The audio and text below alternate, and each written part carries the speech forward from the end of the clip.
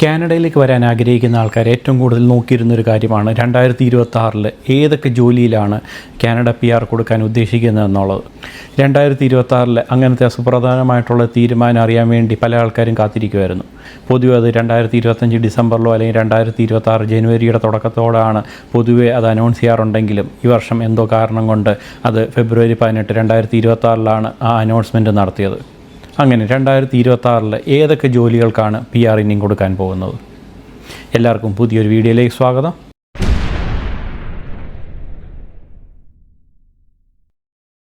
Government of Canada represent ചെയ്തുകൊണ്ട് കാനഡയുടെ ഇപ്പോഴത്തെ ഇമിഗ്രേഷൻ മിനിസ്റ്ററായിട്ടുള്ള ലീന മെഡ്ലഡ്ജ് ഡിയബാണ് ഈ സുപ്രധാനമായിട്ടുള്ളൊരു അനൗൺസ്മെൻറ്റ് നടത്തിയത്. അതായത് കാനഡയിൽ ഈ 2026 ഏതൊക്കെ ജോലികളാണ് ഏറ്റവും കൂടുതൽ ഇൻ ഡിമാൻഡായിട്ടുള്ളത്, ഏതൊക്കെ ജോലികൾക്കാണ് ഇപ്പോൾ PR കൊടുക്കേണ്ടത് എന്നാണ് അവർ പറഞ്ഞത്. ഏറ്റവും വലിയൊരു സ്പീച്ചായിരുന്നു, ഏകദേശം ഒരു അരമുക്കാൽ മണിക്കൂറോളൊരു സ്പീച്ചായിരുന്നു നടത്തിയത്. ആദ്യം തന്നെ ഇമിഗ്രേഷൻ മിനിസ്റ്റർ പറഞ്ഞത് സ്വന്തം ജീവിതാനുഭവങ്ങളാണ്. അതായത് പുള്ളിക്കാരുടെ ഒരു പേരൻസൊക്കെ ഒരു ഇമിഗ്രൻ്റായിട്ടാണ് കാനഡയിലേക്ക് വന്നത്. കാനഡയിലെ ഇമിഗ്രേഷൻ മിനിസ്റ്റർ കാനഡയിലാണ് ജനിച്ചെങ്കിൽ പോലും അതിനുശേഷം അവരുടെ സ്വന്തം നാടായിട്ടുള്ള നോർത്തേൺ ലെബനോണിൽ അവർ പോവുകയും അവരുടെ ചൈൽഡ്ഹുഡ് മുഴുവൻ, കുട്ടിക്കാലം മുഴുവൻ അവിടെ പഠിക്കുകയും അവിടെയൊക്കെ ജീവിക്കുകയൊക്കെ ചെയ്തിരുന്നത്. അതിനുശേഷം ലെബനോണിൽ ഒരു വലിയൊരു വാർ ഉണ്ടായപ്പോൾ തിരിച്ചവർ കാനഡയിലേക്ക് വരികയാണ് ചെയ്തത്. ആദ്യം തന്നെ കാനഡയിൽ ആദ്യം എത്തിയപ്പോൾ ഇംഗ്ലീഷ് പഠിക്കാത്തതിൻ്റെ വളരെയധികം ബുദ്ധിമുട്ടുകൾ അവർ അനുഭവിക്കുകയും ചെയ്തിട്ടുണ്ട്. കാരണം അവർ ലെബനോണായിരുന്ന സമയത്ത് അവർ പഠിച്ചത് ഫ്രഞ്ചും അതുപോലെ തന്നെ ലെബനീസ് ലാംഗ്വേജൊക്കെ ആയിരുന്നു. അതുകൊണ്ട് തന്നെ കാനഡയിൽ വന്ന സമയത്ത് ഒട്ടും തന്നെ ഇംഗ്ലീഷ് അറിയാതെ നല്ല രീതിയിൽ ബുദ്ധിമുട്ട് അനുഭവിക്കുകയൊക്കെ ചെയ്തു. പക്ഷേ ഗ്രാജ്വലി ഏതൊരു ഇമിഗ്രൻ്റോട് കാനഡയിൽ വന്നാലും ചെയ്യുന്നത് പോലെ ആദ്യം തന്നെ ഇംഗ്ലീഷിൽ നല്ല രീതിയിലൊരു വിദ്യാഭ്യാസം പൂർത്തിയാക്കുകയും അവരുടെ കോളേജ് വിദ്യാഭ്യാസമൊക്കെ കംപ്ലീറ്റ് ചെയ്യുകയൊക്കെയാണ് ചെയ്തത്. വൺസ് കോളേജ് പഠനമെല്ലാം കംപ്ലീറ്റ് ചെയ്ത് ഒരു ലോയർ ആയതിനു ശേഷം നോവാസ്കോഷ്യയിലെ തന്നെ ഒരു ഇമിഗ്രേഷൻ മിനിസ്റ്റർ ആവുകയായിരുന്നു ചെയ്തത്.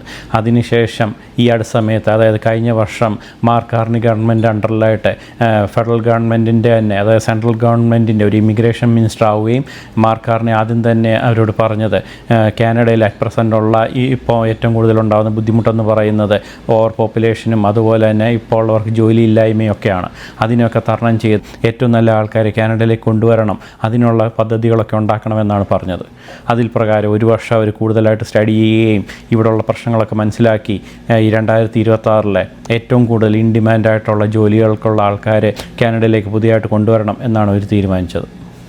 2019 ഗ്ലോബലായിട്ടുള്ള പാൻഡമിക്കിൻ്റെ സമയത്ത് കാനഡയിൽ ഏറ്റവും കൂടുതൽ ബുദ്ധിമുട്ടുണ്ടായിരുന്നത് ഹെൽത്ത് സെക്ടറിലും അതുപോലെ തന്നെ എക്കണോമിക് ക്രൈസിസും ആയിരുന്നു ഉണ്ടായിരുന്നത്. അതിൽ മനസ്സിലാക്കി കാനഡ ഗവൺമെൻറ് ലേബർ ഷോർട്ടേജുകളും അതുപോലെ തന്നെ കാനഡയ്ക്ക് എക്കണോമിക്കലായിട്ടുള്ള റിക്കവറിക്ക് വേണ്ടി കാര്യങ്ങളായിരുന്നു അവർ ചെയ്തിരുന്നത്.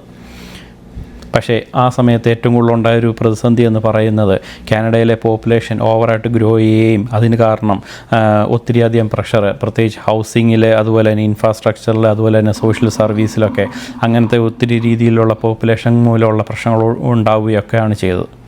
മാർക്ക് കാർണി അധികാരമേറ്റപ്പോൾ ആദ്യം തന്നെ പറഞ്ഞത് ഇങ്ങനത്തെ ഒരു കാര്യങ്ങൾക്ക് ഒരു റീസെറ്റ് വേണമെന്നുള്ളതാണ്. അതായത് ഇപ്പോൾ ഉള്ള ഒരു കാര്യങ്ങളിലൊക്കെ ഒരു ബാലൻസ് കൊണ്ടുവരികയും അതുപോലെ തന്നെ ഇമിഗ്രേഷൻ സിസ്റ്റത്തിൽ വീണ്ടും ഒരു റീബിൽഡ് അതായത് വീണ്ടും ഒരു പുതിയൊരു സിസ്റ്റം അവരുണ്ടാക്കുകയും ഒക്കെ ചെയ്യണമെന്നാണ് മാർക്ക് കാർണി ഗവൺമെൻറ് പറഞ്ഞത്.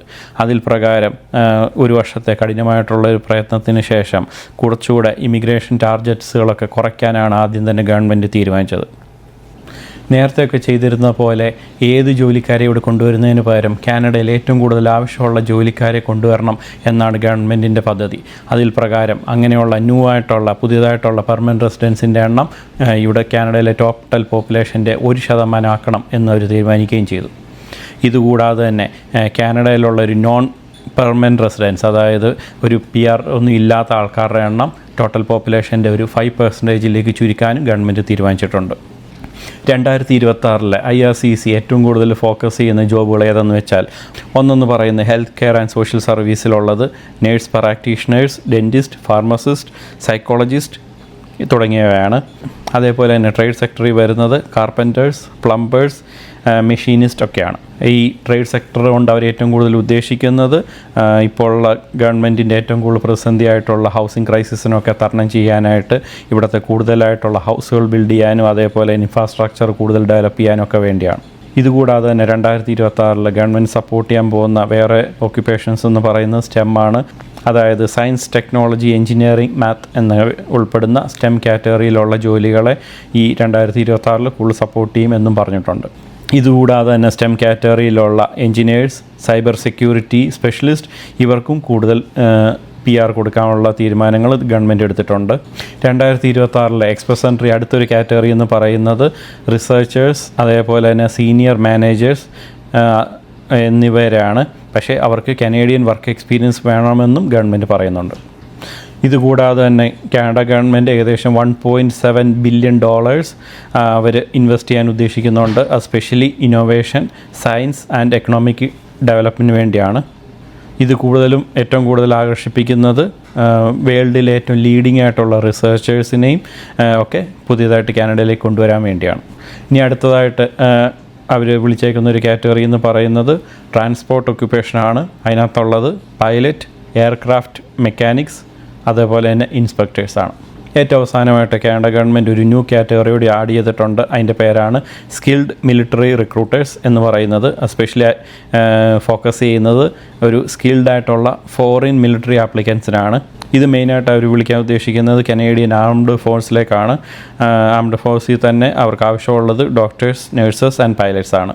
ഇവർക്കെല്ലാം ഡയറക്റ്റ് PR-ന് വേണ്ടി അപ്ലൈ ചെയ്യാനുള്ള ഒരു അവസരമാണ് 2026 ഗവൺമെൻറ് ഇപ്പോൾ പ്രഖ്യാപിച്ചിരിക്കുന്നത്.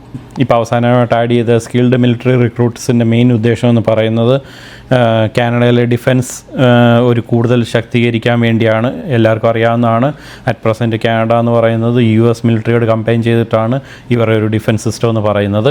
ഇപ്പോഴത്തെ പ്രത്യേകിച്ച് ട്രംപിൻ്റെ പുതിയ പല തീരുമാനങ്ങളും കാനഡ ഗവൺമെൻറ്റിന് സ്വന്തമായിട്ടൊരു ഡിഫൻസ് സിസ്റ്റം ഉണ്ടാക്കാൻ അവർ പ്ലാൻ ചെയ്യുന്നുണ്ട്. അതുകൊണ്ട് തന്നെ കൂടുതൽ ആൾക്കാരെ അതിലേക്ക് ആകർഷിപ്പിക്കുന്ന രീതിയിലുള്ള അതിന് എലിജിബിളായിട്ടുള്ള ആൾക്കാരുണ്ടെങ്കിൽ അതിന് ഡയറക്റ്റ് കാനഡ PR കൊടുക്കാനാണ് ഈ 2026 ഗവൺമെൻറ് ഉദ്ദേശിക്കുന്നത്.